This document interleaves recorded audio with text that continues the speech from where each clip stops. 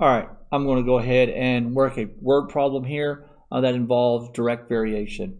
The problem itself reads the dollar amount D that Julia earns varies directly as the number of hours T that she works. And D equals $116.25 when T equals 15 hours. Find T when D equals $178.25. First thing I want you to do is actually annotate this word problem itself. In math, any of the variables that they're going to define, you want to highlight. So in this case, you're going to want to highlight dollar amount and D, because everywhere in your equation there's going to be a D, there's going to be a dollar amount. You also need to go ahead and highlight number of hours, T, because in your equation, anything for T is going to be in number of hours. You want to be able to reference this back so when you're ready to answer the question at the very end. And then the extra information they give us, this is a two-part question. You're going to have to find your constant first, K. We're going to use the very first set of bit of information they give us where D equals $116.25 when she actually worked 15 hours, where they actually said T equals 15 hours. And the problem itself is then asking for, and you really want to make sure you highlight and emphasize this, it says find T when D is $178.25. Too often you guys get involved in these problems and you forget what it's actually asking and you don't answer the question. So let's go ahead and solve this problem. First thing we're going to do, it does say it varies directly, so it's going to be multiply instead of divide. And then from there, we're going to simply say, because dollar varies directly with T, we're going to say my D equals KT. This D represents the amount that is stated in the word problem, the dollar amount, and T is your time in terms of hours. So let's find K with the first bit of information they gave us. They told us that D was $116.25. You don't need to write the dollar symbol in there because you don't do math with the dollar symbol. Equals K times the number of hours, which is 15. All we're going to do here is solve for K. We're going to divide by 15.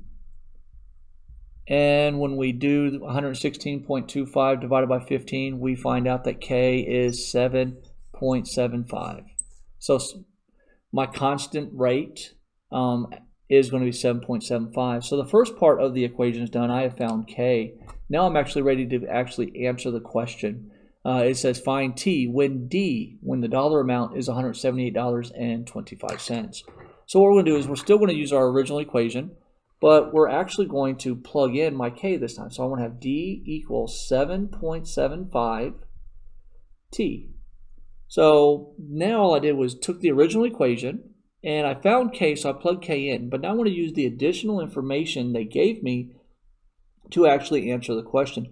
It's basically asking me, how many hours does she have to work to earn so much money? Well, they say that she earned $178.25. Of course, the constant multiplier is 775T. All we need to do to solve for T here is divide both sides by 775, 7.75. And when I do that, we find out that Julia actually had to work 23 hours to earn $178.25. Now, of course, when problems have words in it, your answer needs to have words in it. So it looks something along the lines of Julia worked 23 hours to earn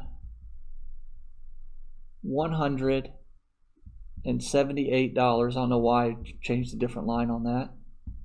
Your dollar symbol should be here. You should not end a line with the symbol if at all possible.